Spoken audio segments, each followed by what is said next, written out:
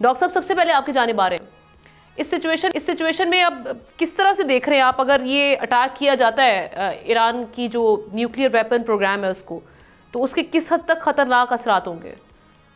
पहले इसका तसलसल थोड़ा देख लेते हैं।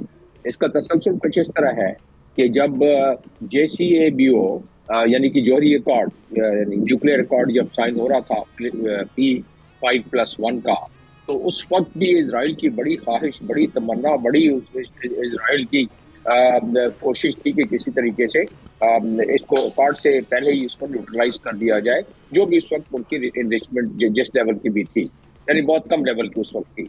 तो उस वक्त क्योंकि ओबामा की हुकूमत थी, ओबामा ने बड़ी कोशिश की थी कि ये अकॉर्ड हो जाए, और 5 जो P5 कंट्रीज हैं उनकी बड़ी कोशिश थी, हो गया था वो। बहरहाल जब अकॉर्ड से वापस वो उधर से विड्रॉ कर गए ट्रंप पिछली अपनी एडमिनिस्ट्रेशन में, उसके बाद ईरान को कोई इंटरनेशनल लीगल कदगन नहीं थी कि वो अपनी एनरिचमेंट को बढ़ा सके। मतलब कोई जो एग्रीमेंट जब खत्म हो गया तो खत्म हो गया, एक उसके पार्टनर वॉकआउट कर गया उसका। अच्छा, उसके बाद अब इल्जाम ये है ईरान पर, बल्कि इल्जाम क्या, जॉन बोल्टन जो कि अहम आदमी है, यूनाइटेड नेशंस में सफीर रहा है अमेरिका का, PR परमानेंट रिप्रेजेंटेटिव, और साथ में जॉन बोल्टन एडवाइजर भी रहा है पिछली हुकूमत में ट्रंप का। वो कहता है कि जो एनरिचमेंट हो गई है, इससे पहले कि ईरान हमला कर दे, इजराइल को चाहिए कि उस पर हमला कर देना चाहिए। और ऐसे शवाहिद मिलते हैं कम अज कम इल्जाम के कि ईरान ने 60% एनरिचमेंट, तो आज से 3-4 साल पहले उस पर इल्जाम लगाया जा रहा था। इनफैक्ट IAEA जो है, नेशनल एटॉमिक एनर्जी अथॉरिटी, उसने पहले ही बता दिया था कि 60% तक ये पहुंच गए हैं इसकी एनरिचमेंट पे। कोई भी मुल्क जब एनरिचमेंट के 60% पर पहुंच जाए तो उसको 95% ले जाना हफ्तों की बात होती है, तो महीनों की नहीं। तो ईरान पे बहरहाल ये तो है कि ईरान कर सकता है। एक खबर ये भी है कि उसने हासिल कर लिया है। पिछले दिनों एक जलजला सा आया था रेक्टर स्केल पर, तकरीबन कोई 5.8 और 6 तक। उस वक्त लोग यही कह रहे थे कि ये शायद कोई तजर्बा हुआ है। बहरहाल उसकी कोई वेरिफिकेशन नहीं है, लेकिन ये तमाम चीज़ों को अगर मिलाएं और कनेक्ट करें तो इजरायली प्राइम मिनिस्टर की आप बयान पर आ जाए। इजरायली प्राइम मिनिस्टर ने बयान दिया हुआ है जब न्यूक्लियर अकॉर्ड हो रहा था, उसके बाद भी कि ईरान ही, बल्कि जनरल असेंबली में बयान दे दिया कि हर चीज़ की जड़ ईरान है इस इलाके में, और उसी को ही उसको न्यूट्रलाइज करना होगा, उसने तकरीबन कर दिया। देखिए अब ईरान के लिए मसला क्या है।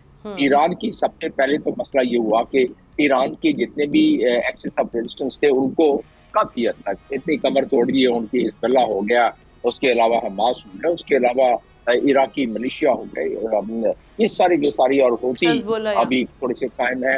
हिजबुल्लाह तो नहीं है, उनकी तो कमर तोड़ दी है उन्होंने। होती जो है वो अभी बच्चे में है, उनके भी अभी आगे बारे महसूस होता आ जाएगी। तो महसूस अगर इन तमाम डॉट्स को जो मैंने आपके सामने और आपके नाजरीन के लिए पेश किए हैं, तो उससे अंदाजा ये होता है, और नेतन्याहू के बयानात भी, उससे अंदाजा होता है कि वो बड़ा चिलमिला रहा है कि किस तरह ईरान पे, और अब तो उनको बहुत ज्यादा और इंकरेजमेंट मिल गई है कि भाई सीरिया में भी अभी वो दंदनाते फिर रहे हैं, और वहाँ अब ईरान हिजबुल्लाह को कोई हुकूमत नहीं पहुंचा सकता है, हमास को नहीं पहुंचा सकता है, जमीनी राब्ते खत्म हो गए हैं। इसका मतलब ये हुआ कि ईरान की अब हॉरिजॉन्टल कैपेबिलिटी यानी जमीनी कैपेबिलिटी एक्सेस ऑफ रेजिस्टेंस के हिसाब से वो तकरीबन न होने के बराबर अब नहीं है। तो लिहाजा उसकी वर्टिकल कैपेबिलिटी में तो कोई फर्क नहीं पड़ा है, और यही चीज तो इजराइल की नजर में खटक रही है कि उसकी वर्टिकल कैपेबिलिटीज और उसकी जो जौहरी कैपेबिलिटी है उसको खत्म किया जाए। उसके लिए वो कोशिश कर रहा है, और महसूस होता है कि इन बातों में काफी हद तक सदाकत, इसके भयानक खतरात होंगे। इसका जो पड़ोसी ममालिक हैं ईरान के, उन पर भी देखिए, अगर उनके न्यूक्लियर रिएक्टर्स जो कि बहुत ज्यादा महफूज ठिकानों पर हैं और बहुत जमीन के अंदर है, लेकिन इजराइल और अमेरिका की मदद से जो उनके पास कैपेबिलिटी है वो किस हद तक इसमें कामयाब होते हैं। अगर कामयाब हो गए तो वो काफी हद तक तमाम जो पड़ोसी ममालिक हैं उनको भी वो करेंगे, और उसकी एक्सकलेशन को फिर बढ़ना। फिर ईरान ने पहले बता दिया है कि अगर हमारी एग्जिस्टेंशियल